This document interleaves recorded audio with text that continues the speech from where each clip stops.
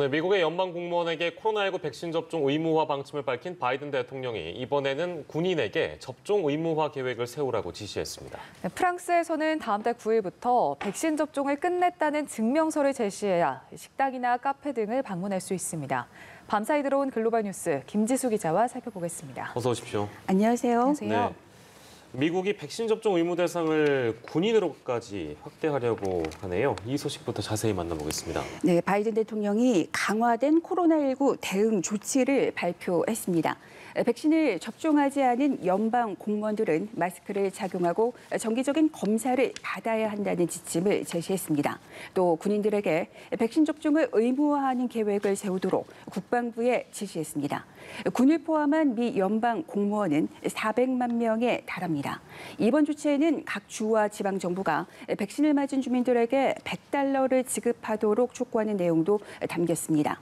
바이든 대통령은 연방 공무원뿐 아니라 연방과 계약을 맺은 곳들도 이런 기준에 따를 것을 희망했으며 정부는 민간 분야에 이런 조치를 따르도록 권고할 방침이라고 백악관은 밝혔습니다.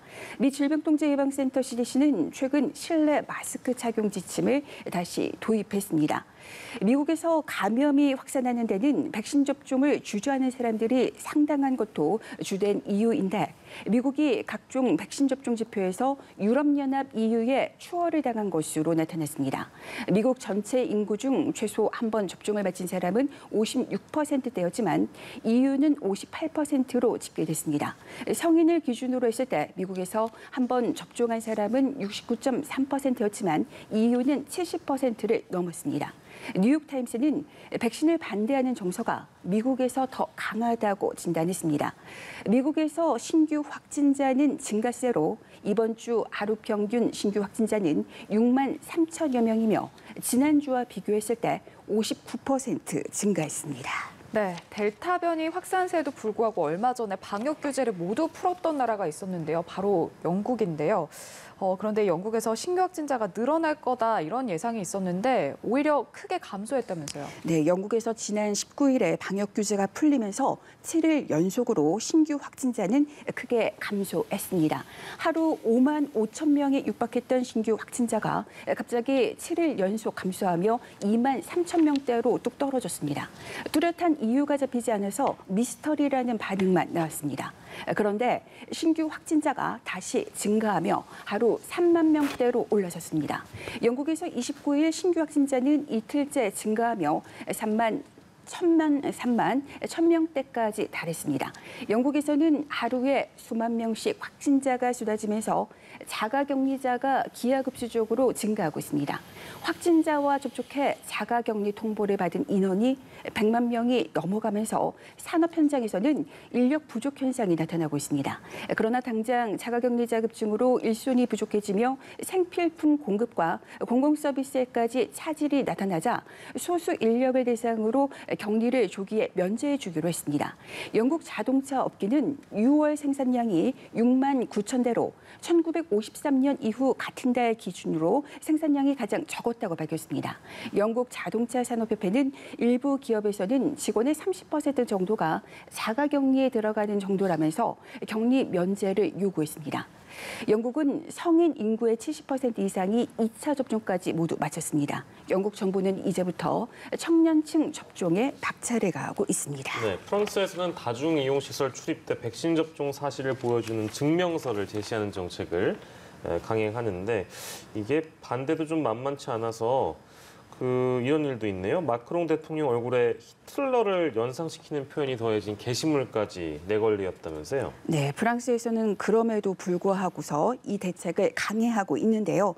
프랑스에서 다음 달 9일부터 백신 접종을 끝냈다는 보건 증명서를 제시해야 식당이나 카페 등 다중 이용 시설을 방문할 수 있습니다. 이미 21일부터는 영화관, 헬스장 등 50명 이상이 모이는 곳을 이용할 때 보건 증명서를 제시하도록 조치했습니다. 지난주 의회에서 백신 접종 증명서를 제시하도록 한 법안이 통과되자 여기에 반대하는 대규모 시위가 벌어졌습니다. 프랑스 정부는 그러나 백신이 델타 변이 확산에 대응할 강력한 무기라고 강조하고 있습니다.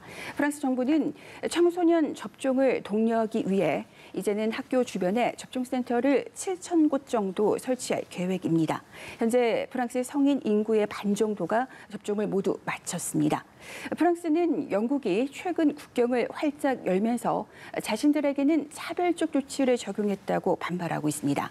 영국은 다음 주부터 미국과 유럽연합 EU에 백신 접종을 완료한 사람들이 입국할 경우 자가격리를 면제해 주기로 했습니다. 그런데 프랑스는 EU에서 유일하게 빠졌습니다. 영국은 남아공에서 처음 확인된 베타 변이에 백신이 잘 듣지 않는다는 이유를 대고 있는데 프랑스는 베타 변이 비율이 5%가 안 된다고 항변했습니다. 영국은 프랑스 본토 문제가 아니라 아프리카의 프랑스령 섬에 있다며 이 섬에 베타 변이가 유행하고 있기 때문이라고 설명했습니다. 네. 변이 바이러스 확산을 막기 위해서 부스터샷 논의가 이어지고 있는데 유일하게 이 부스터샷을 허용한 국가가 이스라엘인데 고령층에게 부스터샷을 접종하기로 했다고요. 네, 앞서 이스라엘은 지난 12일부터 세계에서 처음으로 면역력이 약한 성인을 대상으로 부스터샷 접종을 시작한 바 있습니다. 이번에는 다음 달 1일부터 60세 이상 고령자에게 부스터샷 접종을 하기로 했습니다. 세계적인 백신 공급 불균형 논란에도 불구하고 고령자에게 부스터샷 접종을 강행하는 건 델타 변이 확산으로 백신의 예방 효과가 떨어지고 있다는 점을 고려했기 때문입니다.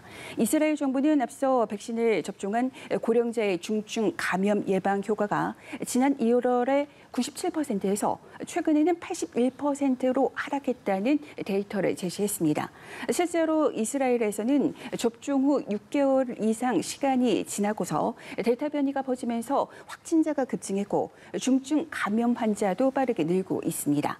이스라엘에서 전체 인구의 62%가 1차 접종을, 57%가 2차 접종을 모두 마친 상태입니다. 네, 이번에는 얼마 전에 중단된 이란 핵합의 보건 협상 관련해서 만나볼 텐데 이란에서 다음 달에 새 대통령이 취임을 한다고 하는데 그래서 협상이 재개될 수 있을지 관심이 좀 모아지고 있습니다. 네, 이런 상황에서 또 미국 국무장관의 발언이 주목되고 있는데요.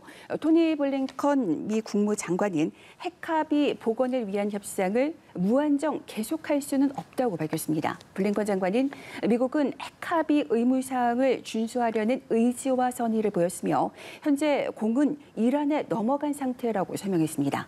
이란은 지난 4월부터 오스트리아 빈에서 러시아, 중국, 프랑스, 영국, 독일 측과 만나서 핵합의 복원을 위한 협상을 해왔습니다. 이란은 미국과 대화하지 않겠다고 주장했지만 회담 과정에서 두 나라는 간접적으로 상호 의견을 교환한 것으로 전해졌습니다.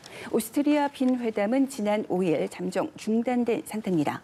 앞서 이란의 최고 지도자 하메네이는 최근 핵 협상에서 미국은 기존 합의에 새로운 조항이 추가돼야 한다는 완강한 입장을 고수했다면서 서방 국가들은 협상에서 완전히 부당하고 악의적이라고 주장했습니다.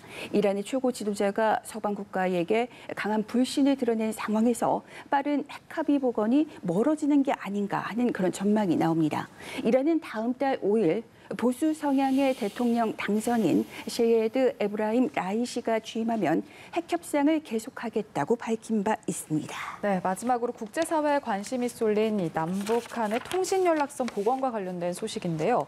한국 정부가 이를 발표하기 전에 미국과 일본에 미리 설명했다, 이런 외신 보도가 나왔습니다. 이게 사실이라면 한일 관계가 경색된 현 상황에서 시사하는 바가 좀 큰 것 같은데요. 네, 이제 한국 정부는 문재인 대통령과 김정은 북한 국무위원장이 남북 통신선 복원에 합의했다는 것을 발표하기 전에 미국과 일본의 외교 경로로 미리 설명했다고 일본 교도통신이 보도했습니다. 보도에 따르면 한국 정부는 통신선 복원을 발표하기 전날인 26일 이전에 일본 측의 내용을 설명했습니다. 한일 관계가 냉각된 상태지만 문재인 정권은 대북 정책에서는 한미일 삼국 공조를 중시하며 일본과의 역사 문제와 분리해서 대응하겠다는 자세를 보여준 것이라고 교도통신이 해석했습니다. 일본 정보당국자는 한국이 앞으로도 일본, 미국과 보조를 맞출 것으로 믿고 있다고 말한 것으로 전해졌습니다.